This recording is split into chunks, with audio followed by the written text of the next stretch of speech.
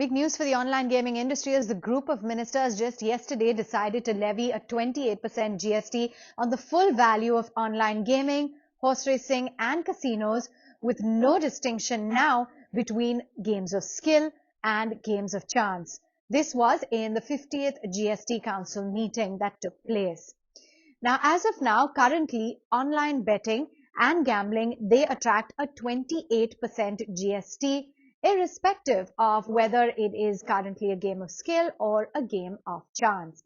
But other games attract an 18% GST levy on the gross gaming revenue. So currently, the fact that they are not doing away with any distinction is a huge impact and a big pitfall. In fact, industry experts have been very unhappy with the GST Council decision of this 28% GST on online gaming as well as horse racing.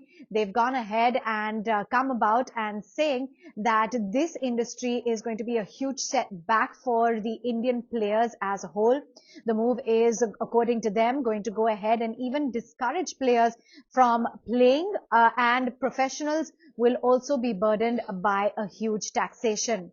In fact, they believe that players could actually move to offshore platforms due to this decision. They've also gone ahead and said that this higher tax burden is going to impact companies' cash flows quite significantly. In fact, today we did see the stock prices of a lot of the listed players, the likes of Nazara Technologies, Delta Corp, Zensar Technologies, OnMobile Global, for instance, that came under acute pressure in today's trading session, some of which, though, did manage to recover by the time we shut shop for trade. But the Bharat Pay co-founder Ashnir Grover actually was very vocal in his views. He said that this move is going to murder the fantasy of gaming industry and the fantasy gaming industry, and it's time for entrepreneurs to enter politics, or else the government will do the same for every industry. And he went ahead and said RIP to the real money gaming industry. So you did have the likes of Nazara Tech in particular, as well as Delta Corp, which did come under acute pressure in today's trade, as I flagged off.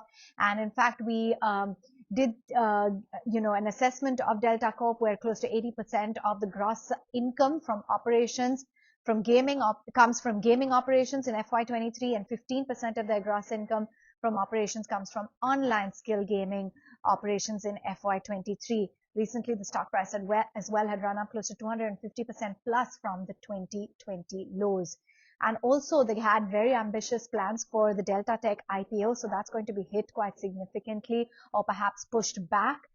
They plan to raise close to 550 crore rupees via the Delta Tech IPO, which operates a lot of these real money games like Adda 52.